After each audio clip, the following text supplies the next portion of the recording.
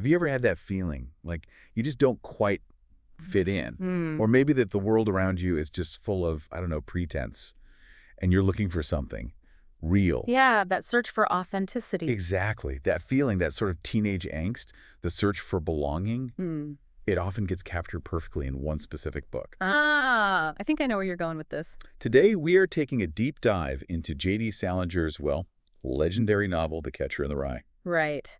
And our mission here, I think, is to really get under the skin of this book, to unpack its appeal, why it's lasted, you know? Mhm. We want to explore why it still hits home for so many readers, even generations later. We'll be Yeah. looking at all the key pieces, the characters, themes, the style, everything. So for you listening, if you've ever felt a bit misunderstood Mm. or like the world is just, a little bit phony, You're definitely not alone. you're in good company. Yeah. That's exactly the territory we're exploring today. Okay, so to really get The Catcher in the Rye, you almost have to start with the man behind it, right? J.D. Salinger. Definitely. He's such a fascinating figure himself. Yeah, an author who got incredibly famous from this one book and then, Yeah. well, pretty famously just sort of vanished from public view. And that withdrawal, it kind of echoes the time the book came out of, in a way. Also, Well, it was published in 1951. Think about that context, post-World War II America. right, a time of huge change. Huge change. Reconstruction, yes, but also this kind of undercurrent of unease, a shift in society, maybe more individualism bubbling up. Hmm. And the novel just tapped right into that. This feeling of teenage alienation wasn't new, maybe, but Salinger articulated it in a way that really resonated then. It was like a cultural nerve had been touched. That makes sense. That backdrop feels really important for why it landed so powerfully. It really does. You have to Well- wonder how that post-war feeling shaped the themes he explored. Okay, so keeping Salinger and that era in mind, let's turn to the story itself, Holden's journey. And yeah, no spoilers here. Good call. Keep it spoiler-free. So the story kicks off right after Holden Caulfield gets the boot from another prep school Yep, Pensy Prep. and his journey.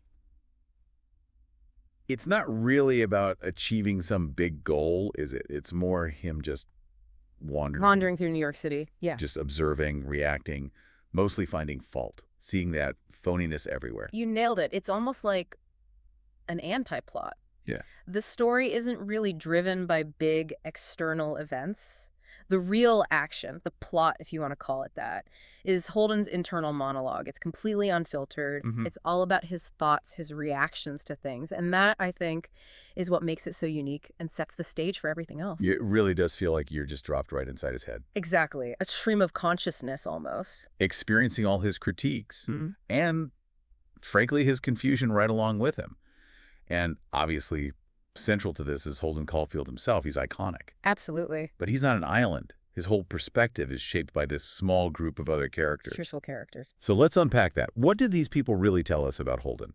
Oh, they reveal so much. They're like mirrors reflecting different parts of him. You've got his younger sister, Phoebe. Right. She seems really important to him. Incredibly.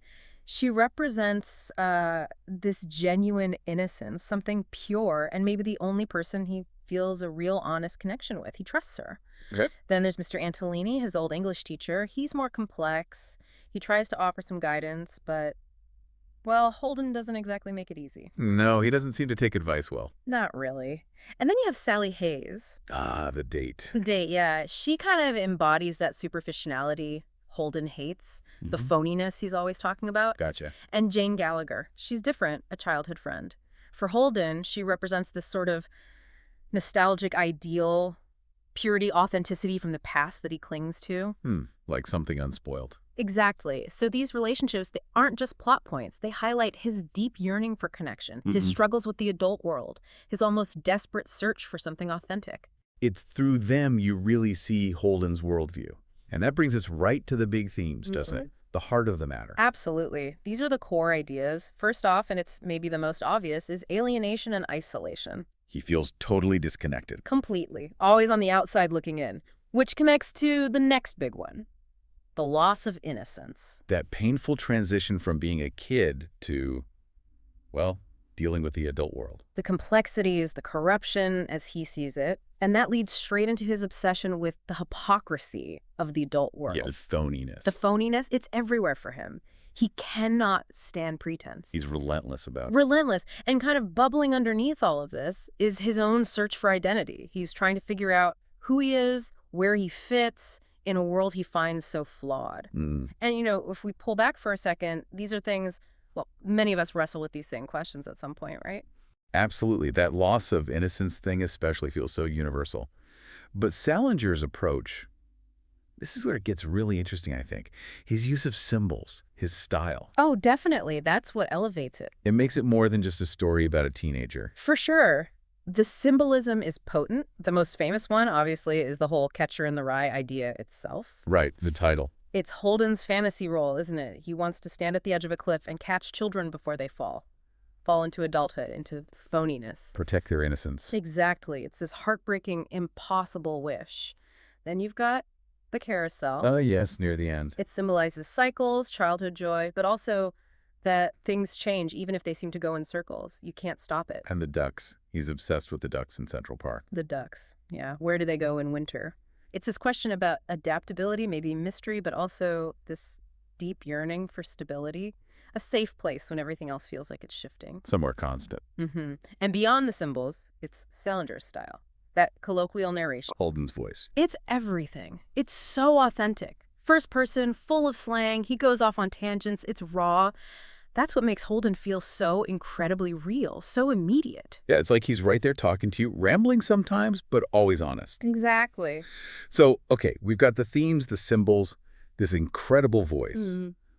What does it all mean for us now, decades later? Why does Holden still resonate? Why are we still talking about him? Well, I think it's precisely because those core struggles are timeless, but maybe they resonate even more intensely now in some ways. How do you mean? Think about it. Alienation, searching for authenticity, the difficulties of growing up, these aren't just post-war issues. No, definitely not.